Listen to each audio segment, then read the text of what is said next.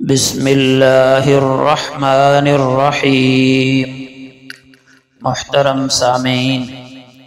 مسند امام احمد کی روایت ہے، امام الانبیاء صلی اللہ علیہ وسلم نے ارشاد فرمایا، من حسن اسلام المرء ترکہ ما لا یعنیہ،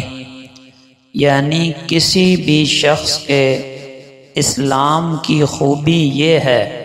کہ وہ بیکار باتوں کو چھوڑ دے۔ اسلام کی خوبی، اسلام کا کمال یہ ہے کہ بندہ بیکار باتوں کو چھوڑ دے۔ امام نووی رحمۃ اللہ علیہ فرماتے ہیں کہ یہ حدیث ان احادیث میں سے ہے جن پر اسلام کی بنیاد ہے، جن پر اسلام کا دار و مدار ہے۔ بیکار بات کسے کہتے ہیں؟ ہر وہ بات بیکار ہے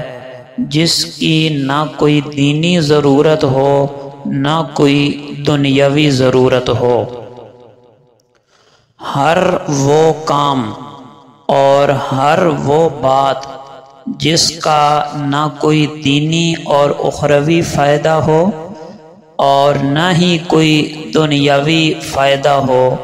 اس کام کو، اس بات کو لایعنی، بے مقصد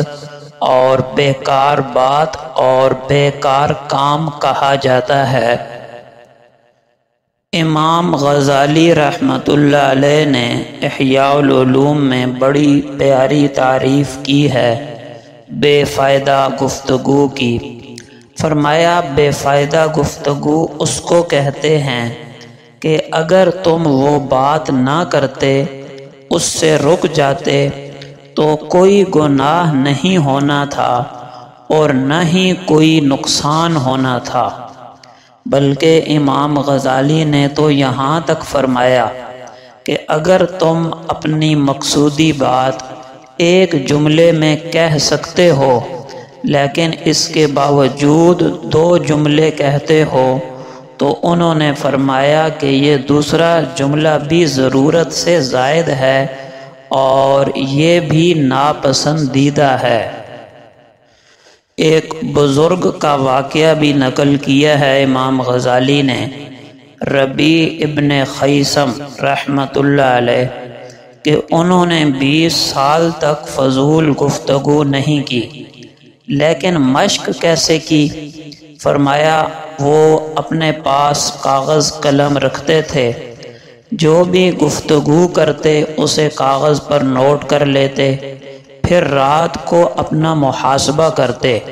یعنی نوٹ کرتے، غور کرتے کہ ان باتوں میں سے کتنی باتیں لایعنی اور فضول تھیں، کتنی گناہ کی تھیں اور کتنی جائز اور نیکی کی باتیں تھیں، اور کل دوبارہ نوٹ کرتے اور کوشش کرتے کہ پچھلے دن کے مقابلے میں آج فضول اور لایعنی باتیں کم سے کم ہوں۔ یوں مجاہدہ کرتے کرتے، محنت کرتے کرتے ایک وقت ایسا بھی آیا کہ اب ان کی زبان سے بے فائدہ، لایعنی اور بے مقصد گفتگو نکلتی ہی نہیں تھی، ان کی زبان ہی بافائدہ اور نیکی کی گفتگو کی عادی بن گئی۔ یہ وہ حضرات تھے جنہیں اپنی آخرت بنانے کی فکر تھی، تو دیکھیے کتنا مجاہدہ کر رہے ہیں اپنے آپ پر، اور آج ہمارا حال ہے کہ بولنا شروع کرتے ہیں تو فضول بولتے ہی چلے جاتے ہیں۔ اب فضول باتوں سے بچنے کا ایک آسان سا نسخہ اور علاج تجویز کر دیتا ہوں، اللہ پاک عمل کی توفیق دے۔ ہم غور کریں، جب کبھی ہماری زبان سے کوئی فضول جملہ، کوئی فضول بات نکل جائے نا، تو ہم اپنے اوپر جرمانہ مقرر کر لیں بطور کفارہ۔ مثلا اگر میں نے ایک جملہ فضول بولا تو میں 10 مرتبہ سبحان اللہ کفارے کے طور پر کہوں گا، یا 5 مرتبہ یا 1 مرتبہ درود شریف پڑھوں گا، اور ہم اس پر عمل بھی کریں۔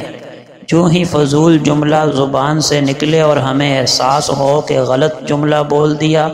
ہم اسی وقت سبحان اللہ کہہ دیں، درود پاک پڑھ لیں یا جو جرمانہ ہم نے مقرر کیا ہے وہ ادا کریں، اس کا فائدہ ہوگا کہ ہمیں شیطان پھر فضول باتیں کرنے پر نہیں ابھارے گا، کیونکہ شیطان جب دیکھے گا کہ ہم لوگ ایک جملہ فضول بولتے ہیں تو ساتھ ذکر اور درود پاک پڑھ کے نہ صرف اس جملے کا کفارہ ہوتا ہے بلکہ نامہ اعمال میں مزید نیکیوں کا اضافہ ہو جاتا ہے، اور یہ بات شیطان کہاں برداشت کر سکتا ہے، لہٰذا وہ ہمیں پھر فضول باتوں اور کاموں پر ابھارے گا بھی نہیں۔ دعا ہے کہ اللہ پاک ہم سب کو لایانی کاموں سے، لایانی باتوں سے بچنے کی توفیق عطا فرمائے۔ وما علینا الا البلاغ۔